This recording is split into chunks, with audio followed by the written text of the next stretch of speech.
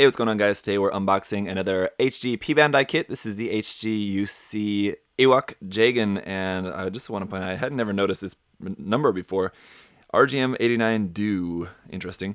Funny, and as always, a huge thank you to SA Gundam Store for sponsoring this review. Guys, do check out the link to their site below. Use that coupon code ZakuAurelius10. You can save 10%, and they do have P-Bandai stuff as well, so yeah, use that.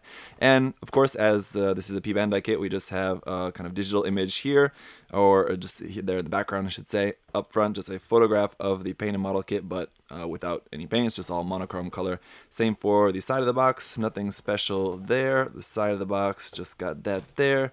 On this side, we can see the price, though, is a list price of 3,000 yen.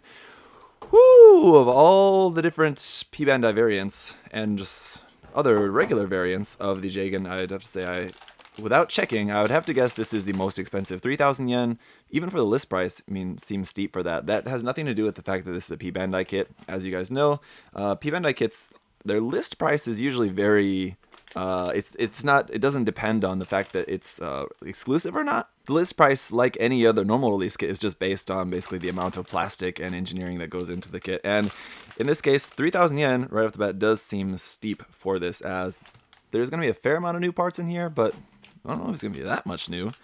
Anyway, we'll see. So here we got some stickers there, as you can see. Obviously some new parts here for that big old head. And here we have something interesting as well, a little like dual camera lens there. So we'll see all this stuff more closely in a moment, but all that stuff doesn't look new. So at first glance, it looks like we maybe only have one runner of new parts. It looks like there's some other joint parts and weapon parts all there. It looks like we maybe got a couple different bazookas. That's interesting, assuming none of those are just leftover parts, but again, we'll find out here in a moment. So it's getting into our parts list and our guide here. As you can see, the manual is not just the regular Jegan manual. It is a totally new manual in this case, because there's enough new about it apparently. So up here you can see we have a couple different parts here. Just the A runner's got to have a lot of parts left over, crossed off. B runner, there's two different B runners, so you have to pay attention to that. One runner is from this Jegan, and one runner is from the Stark Jegan, so I guess you'll be able to tell which one's which.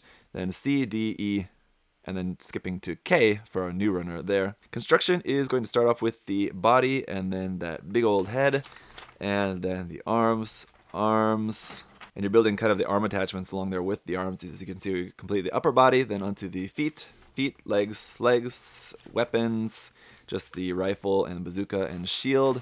And then here at the very end, we have our list showing you where all the stickers are going to be going on the kit. And as we saw there just a moment ago, there's quite a lot of stickers. So let's get a look at everything else. Okay, so foil stickers, here we are. We've got a fair amount of them. These look like they're basically for cameras. That's for a little V on the front of the crotch, I guess. This big green one here is going to probably be the most offensive one. All these little gold lining ones, I think, go around in different places for the head. And once again, we do have this special little sticker here, which is pretty cool. I might not put this on the kit for the sake of the review. I might want to keep that for once the kit's actually painted, because that does look quite nice. But we'll see. I'll show that to you again in the review.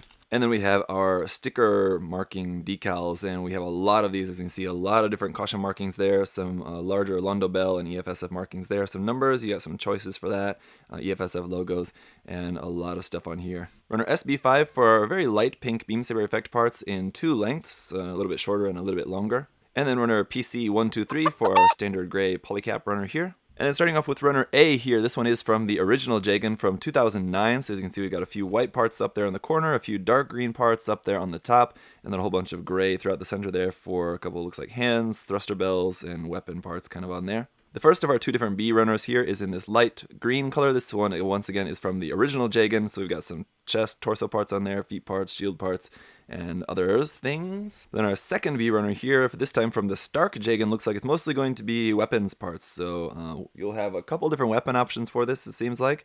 But they're not really going to be used, seeing as how this just kind of uses its kind of cameras and different sensor things that it has. So you'll have a lot of leftover weapons. The runner C is back to that light minty green color, and this is once again from the original Jegan, but as you can see, we do have another different head option there, so it looks like maybe we'll have a couple different heads to choose from. I mean, obviously you only have one head that you're going to use for the kit, but I mean, you'll have like maybe an extra head.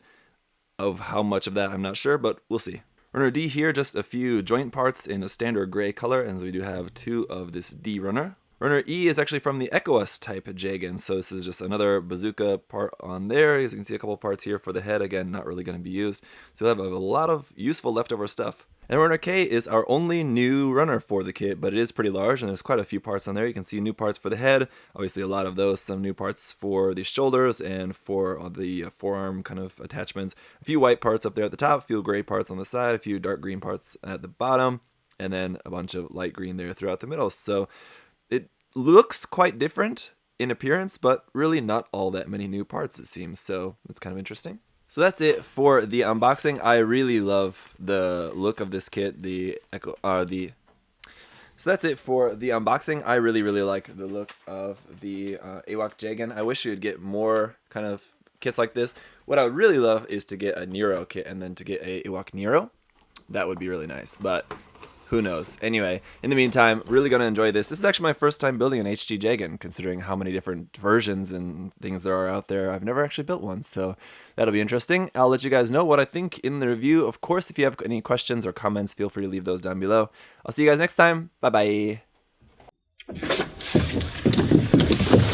Hey! Thanks for watching, guys. Remember, if you want to check the kit out for yourself, you can head over to USA Gundam Store. Use that coupon code ZakuAurelius10. Save yourself 10%. Thanks for watching, guys. See you next time. Bye-bye.